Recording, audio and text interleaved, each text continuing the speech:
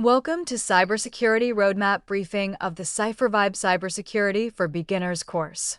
Today, we will make Cybersecurity Roadmap from beginner to job-ready understandable, practical, and connected to the rest of your learning path. A useful cybersecurity roadmap is not a shopping list of tools or certifications. It is a sequence of durable concepts, safe practice, and portfolio evidence. The goal is to understand normal systems, explain risk, apply defensible controls, and prove that you can communicate what the evidence supports. The purpose of this lesson is not to memorize a collection of terms.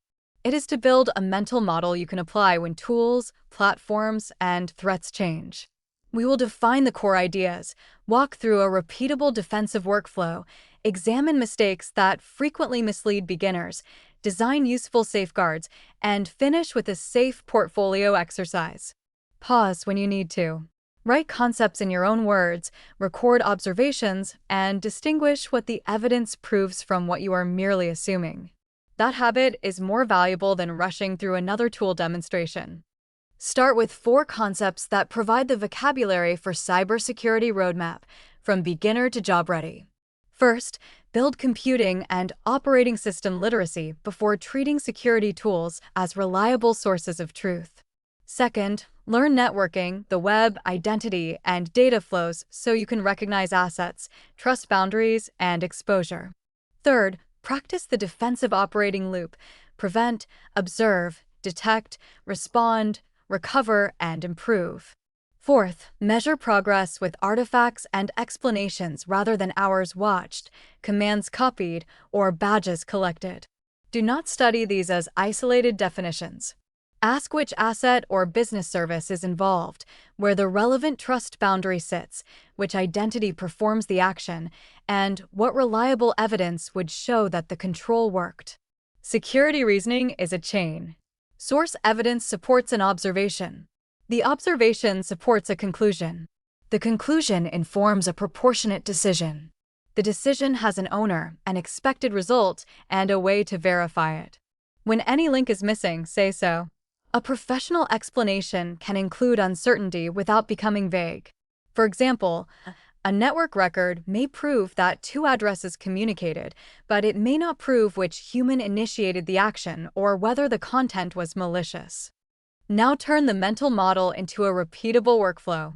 First, start with security foundations, ethics, scope, assets, threats, vulnerabilities, controls, and business impact. Second, create an isolated lab and baseline one Linux system, one Windows system, and a small authorized network. Third, add identity, data, vulnerability, application, API, cloud, and container security in a deliberate sequence. Fourth, learn logging, detection, incident response, backups, recovery, and governance as one connected operating system. Fifth, finish each stage with a diagram, report, runbook, detection hypothesis, or tested recovery artifact. Before acting, define the objective, scope, owner, and success condition. Collect the smallest amount of trustworthy evidence needed to understand the situation. Preserve timestamps and sources so another person can follow your reasoning. Priorities should be explainable. Consider exposure, identity and privilege, sensitive data, business importance, exploit conditions, existing safeguards, reversibility, and confidence. A dramatic label should never replace that analysis. The workflow does not end when a command succeeds, a ticket closes, or a dashboard turns green. Verify the new state with fresh evidence. Check for recurrence and for side effects introduced by the change. This disciplined loop, observe, interpret, decide, act, verify, and learn, appears in every cybersecurity specialty. Understanding failure modes will protect you from attractive but unreliable shortcuts. First, beginning with exploitation commands creates fragile knowledge when systems and networks are still mysterious.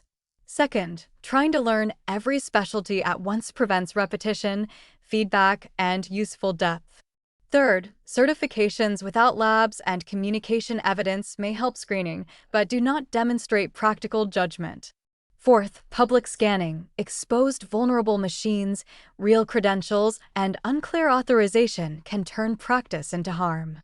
Fifth, treating tool output as a conclusion hides uncertainty, false positives, business context, and verification gaps.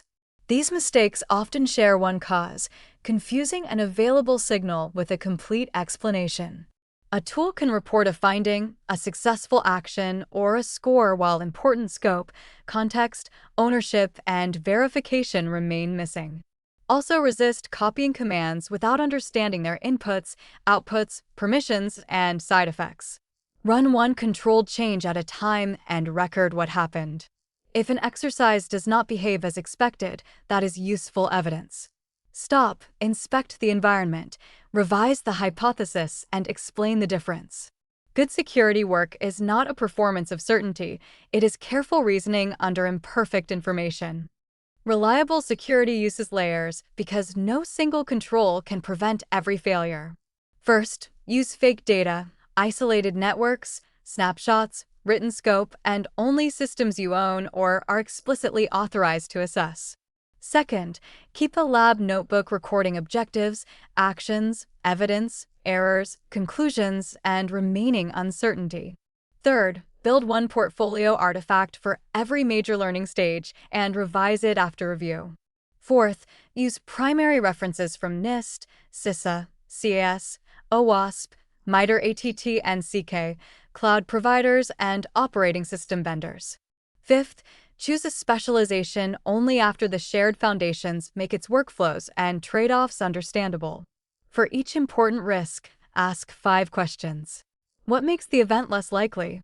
What evidence would reveal it? Who can contain it? How will trustworthy operation be restored? Who owns the decision and accepts remaining risk? Least privilege applies to people, applications, devices, automation, data stores, and administrators. Access should be scoped, separated, monitored, reviewed, and removed when it is no longer needed. Every important control needs a test strategy. Include representative normal activity, negative cases, misuse, dependency failure, and rollback. A written policy is not evidence that a technical or operational control works. Finally, preserve the evidence trail from observation through decision, action, and verification. That history supports investigations, audits, lessons learned, and honest measurement. Finish the lesson by creating a portfolio artifact rather than merely watching another explanation. First, weeks 1 through 4. Systems, command lines, permissions, processes, services, logs, IP, DNS, HTTP, and TLS. Second, weeks 5 through 8. Identity, MFA, least privilege, data classification, encryption, vulnerabilities, and patching. Third, weeks 9 through 12. Application, API, cloud, containers, logging, detection, incident response, and recovery. Fourth, build a capstone connecting a small business architecture to risks, controls, telemetry, response, and tested restoration. Fifth, then selected directions such as security operations, cloud security, application security, governance, or penetration testing. Keep the work bounded. Use local systems, fake data, and environments you own or are explicitly authorized to assess. Record the objective, environment, actions, observations, screenshots, errors, conclusions, and limitations. Useful measures for this topic include clear explanations without tool jargon, safe completed labs, portfolio artifacts with evidence, control-to-risk traceability, and ability to explain uncertainty and next steps. A useful measure has a precise definition, a trustworthy source, an owner, a review frequency, and a known limitation. When the answer is yes, you have created more than notes. You have evidence of professional reasoning and communication. Continue with the next module in the Cybersecurity for Beginners playlist and use the complete written curriculum at cyphervibe.com/news. CipherVibe is operated by Cloudsectech LLC. This video is general education, not legal, compliance, financial, or incident response advice. Never access, scan, or test a system without its owner's explicit written authorization.